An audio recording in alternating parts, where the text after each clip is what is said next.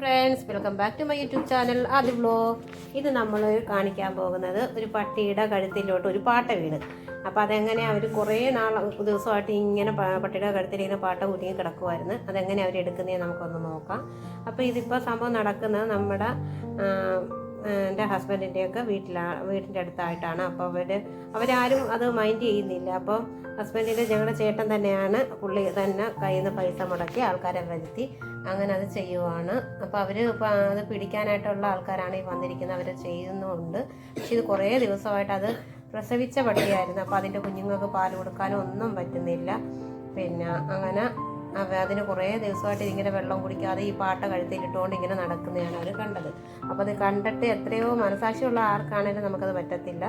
നമ്മൾ അതിനെ പിടിക്കണമെന്നോ തൊടണമെന്നൊന്നും അല്ല പറയുന്നത്, അതൊരു ജീവിയാണ്. അപ്പോൾ അതിന് ഇത്തിരി വെള്ളം കുടിക്കുക എന്നുള്ള രീതിയിലും അതിനിത്തിരി ജീവിക്കണമല്ലോ.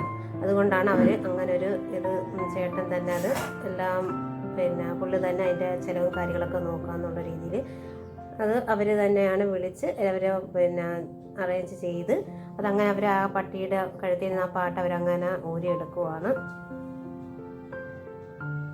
ഇതാണ് ഞങ്ങളുടെ ചേട്ടൻ.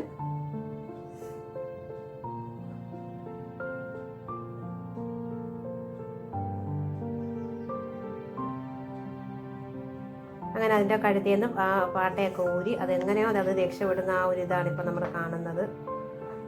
കണ്ട, അതിൻ്റെ കോലം തന്നെ അങ്ങ് മാറിപ്പോയി, അതങ്ങ് ക്ഷീണിച്ച ഒരു പരുവത്തിലായിരിക്കുവാണ്.